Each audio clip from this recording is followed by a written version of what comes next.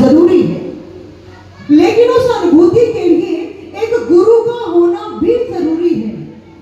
जैसे ही ये बात पार्वती ने सुनी तो पार्वती ने कहा कि प्रभु आप ही बताइए कि वो कैसी, वो गुरु कौन है, कैसे है, किसके पास जाकर के हम उसको जान सकते हैं। तो महादेव ने कहा कि दुनिया में 6 प्रकार के गुरु होते हैं, बोधक, वाचक, सूचक, कारण, क्या, विहित, निहित, जो दुनिया के तंत्र मंत्र विद्या सिद्धियां जादू चमत्कार ये सब करते हैं। लेकिन इन सब से ऊपर एक परम गुरु होते हैं। जैसे सागर सभी नदियों का राजा है, वैसे ही एक परम गुरु इन सब गुरुओं के गुरु हैं। और उनकी पहचान ये नहीं कि वो मंत्र देंगे, तंत्र देंगे, रिद्धि सिद्धि देंगे। जानते हैं उनकी पहचान क्या बताई? महादेव कहते हैं, उन्होंने कहा चिन्मयम व्याप्तम सर्वलोक्यम अदिश्य असिद्धम येन तस्मै श्री गुरु वे नमः। जो चिन्मय है यानी चेतन है, जो जीता जागता है, जो पूरे ब्रह्मांड में है, कण कण में जिसका वास है, उसको तुम्हारे हृदय में असिद्धम दर्शितम येन यानी उसको दर्शन करवा दे, तस्मै श्री गुरु वे नमः, उस गुरु के चरणों में नमस्कार करना। ये सबसे बड़ी बात जो महादेव आज पार्वती को बता रहे हैं, सिर्फ बता नहीं रहे, वो साथ ही पार्वती को उस अमरता का ज्ञान भी देते हैं, पार्वती की दिव्य दृष्टि खोलते हैं और कहते हैं उसको दर्शन करवा के ब्रह्मनाम सुनाकर उस शाश्वत नाम से भी जोड़ते हैं। और उसके बाद पार्वती अमर हो गई, उसके बाद उसका जन्म नहीं हुआ। लेकिन जब हम अपनी बात करते हैं, हमें नहीं पता हम कितने जन्मों से भटकते हुए इस समय इस संसार में आए हैं। हमें भी डर है सुखदेव मुनि की तरह, ये माया मुझे जकड़ लेगी। लेकिन जैसे सुखदेव जी बड़े हुए तो जानते हैं उनके पिता वेद व्यास जी उनको किसके पास भेजा? चाहते तो वो खुद भी तो ज्ञान दे सकते थे ना, लेकिन वेद व्यास जी को पता है कि रिश्तों के अंदर श्रद्धा नहीं होती, और गुरु के पास जब ज्ञान लेना हो तो कहते हैं श्रद्धा के साथ जिज्ञासा रूपी सामग्री को लेकर के श्रोत्रिय ब्रह्म ज्ञानी गुरु के पास जाकर नमस्कार करना पड़ता है। और वेद व्यास जी गुरु पिता होने के कारण सोचते हैं कि इसके मन में यदि श्रद्धा नहीं हुई तो ज्ञान का कोई लाभ नहीं होगा, इसीलिए उनको राजा जनक के पास भेज देते हैं। सुखदेव जी राजा जनक के पास एक बार गए, वापिस आ गए, दूसरी बार गए, फिर वापिस आ गए, 11 बार जाकर वापिस आ गए। क्यों? क्योंकि सुखदेव जी के मन में एक संदेह था, शंका। वो देख रहे थे कि ये तो एक राजा है और मैं एक सन्यासी हूं, एक राजा राजभवन में रहने वाला, रंग तमाशे देखने वाला, खाने पीने वाला, ये क्या ही भगवान दिखाएगा। इसलिए बार बार सुखदेव जी वापस लौटते रहे। लेकिन एक बार उनको नारद जी मिल गए। नारद जी ने उनको समझाया कि सुखदेव जी यदि ज्ञान लेना है तो ज्ञान से परख करो, वेश से नहीं, वाणी से, रहन सहन से नहीं, आप ज्ञान से परख करो कि वो ज्ञान क्या देते हैं। मानो नारद जी को बहुत बड़ा सूत्र हमारे सबके लिए भी छोड़ गए। हम लोग भी भ्रमित हो जाते हैं। जब गुरु धारण करना होता है तो कंफ्यूजन हो जाती है कि किसके पास जाएं, कौन सही है कौन गलत है, क्या जो भगवा पहनते हैं वो सही है? नहीं नहीं, भगवे वाले तो बहुत गलत काम करते हैं। तो महापुरुष कहते हैं हमारी दुविधा को दूर करते हुए, वो कहते हैं कि वेश भेद मत भूलिए, पूछ लीजिए ज्ञान, मोल करो तलवार का, पड़ा रहने दो म्यान। युद्ध जीतना हो तो तलवार की धार देखिए, म्यान नहीं। गुरु धारण करना हो तो गुरु का ज्ञान देखिए, गुरु का लिबास नहीं। गुरु किसी भी रूप में हो सकते हैं, उनका नूरानी चेहरा चैतन्य महाप्रभु की तरह सुंदर भी हो सकते हैं, लेकिन साईं बाबा की तरह करूप भी हो सकते हैं। वो जनक की तरह राजा भी हो सकते हैं, लेकिन वो एक साधारण भिक्षु की तरह बहुत गरीब भी हो सकते हैं। लेकिन गुरु का ज्ञान इन सब चीजों पर आधारित नहीं है। गुरु की पहचान का मापदंड ये चीजें तो कभी भी नहीं रही। इसीलिए महापुरुषों ने कहा जब गुरु बनाने जाओ तो एक चीज याद रखना, जैसे कौआ कोकिला दोनों खग शाम रंग, बूझिए अशुभ शुभ शब्द सो पाखिए। दूर बैठी हुई कोयल, दूर बैठा हुआ कौआ, दोनों एक जैसे लगते हैं क्योंकि दोनों का रंग काला है। लेकिन आप परख कैसे करते हैं? जब वो बोलते हैं, कौआ जहां पर कर्कश वाणी में बोलता है वही कोयल मधुर गीत सुनाती है। ठीक तैसे ही साध असाध चीन के समान होत, करने करतूत लग लक्षण के लाखिए। कहते वैसे ही साधु और असाधु देखने में तो एक जैसे हैं। देखने में चोला पहनेंगे, माला पहनेंगे, तिलक लगाएंगे, वाणियां बोलेंगे, लेकिन ये पहचान नहीं है। जब आप उनकी परख करने जाओ तो आप उनकी करनी और कथनी, उनके ज्ञान और अज्ञान के द्वारा परख करें। कैसे करें परख? सबसे पहले आप जाएं, भगवान कृष्ण कहते हैं तद विधि प्रणिपातेन परिप्रश्नेन सेवया। सीधा सा फंडा है।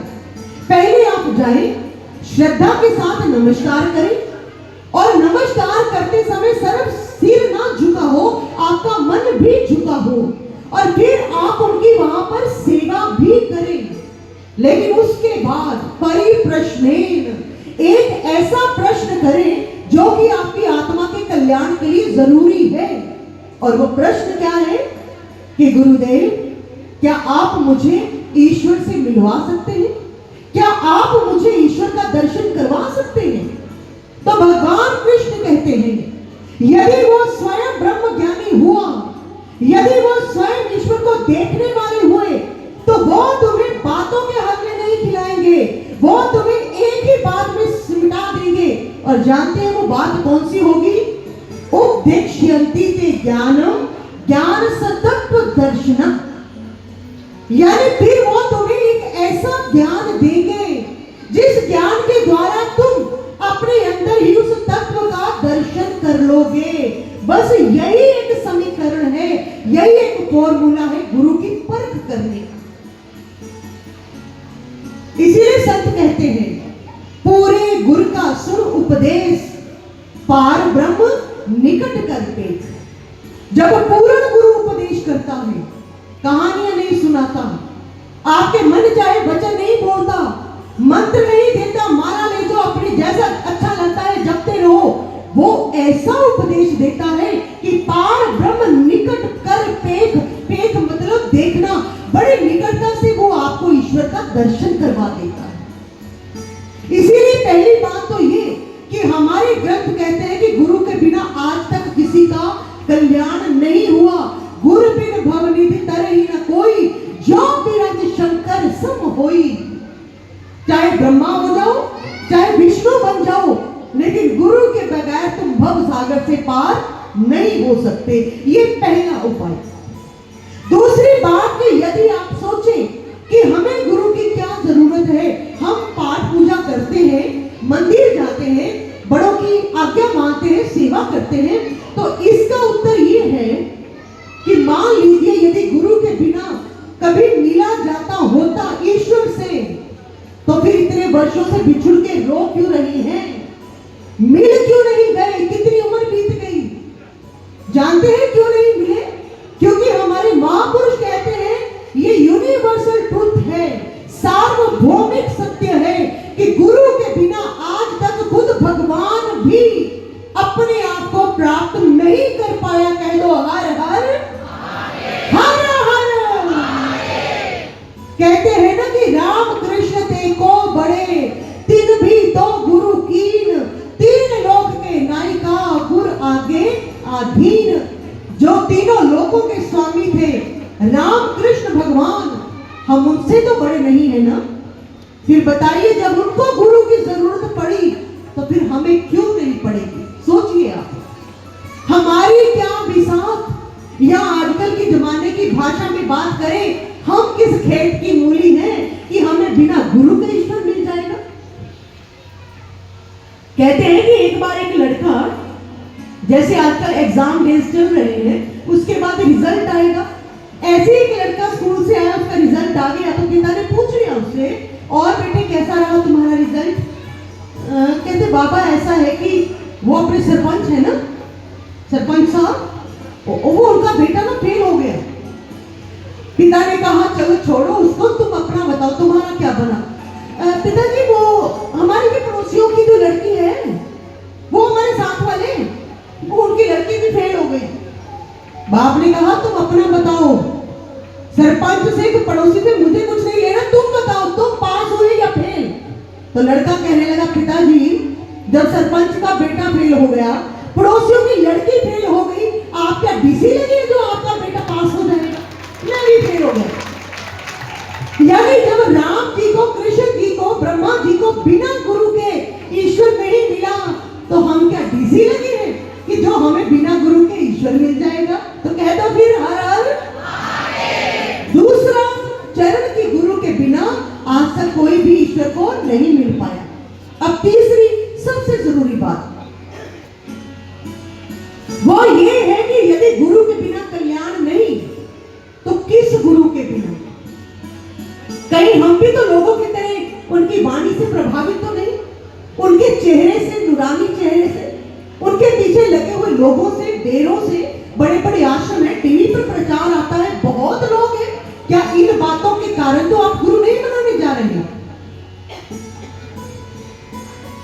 यदि ऐसी बात है तो सावधान हो जाइए, क्योंकि कहते हैं कि जब भगवान द्वारकाधीश बने तो कहते हैं कि पौंड्रक देश का जो राजा था ना, उसने सोचा कि सब कृष्ण को भगवान कहते हैं, अरे इसमें कौन सी बड़ी बात है।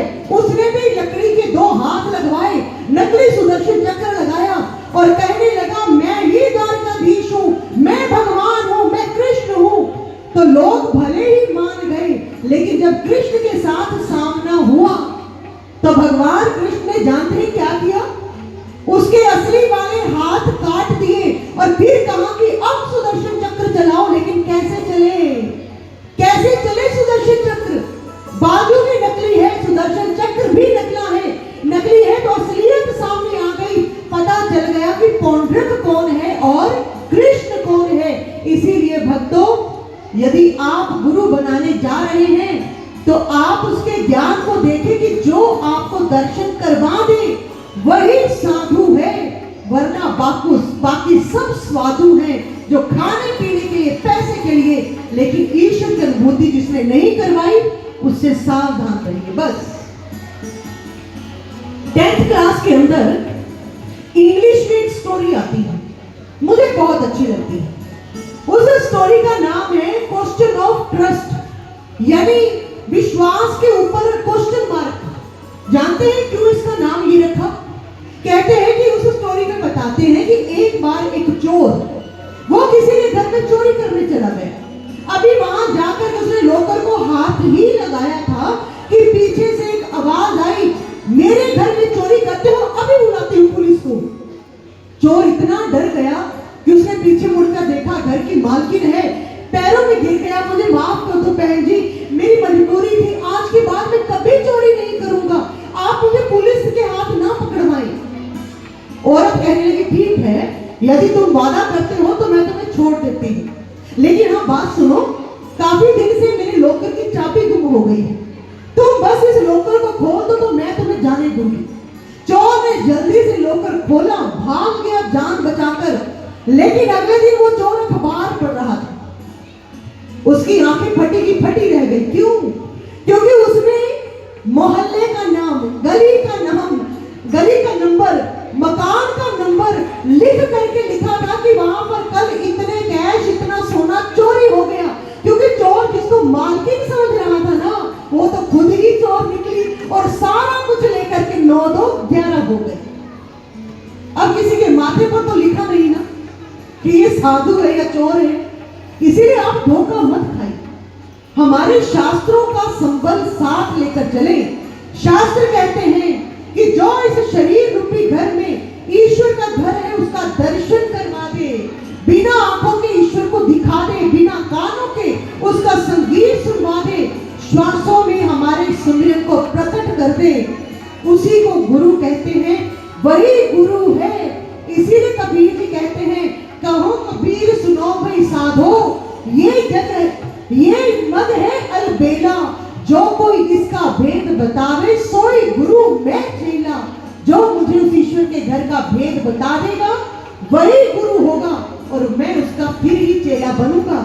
और इसीलिए भक्त गुरु की महिमा गाते हुए किस प्रकार से गायन कर रहे हैं, आइए साथ साथ भजन को भी सुनते हैं और साथ साथ कुछ और विचार भी साझा करते हैं और मिल करके बड़ा सुंदर भजन है, आइए सुनते हैं।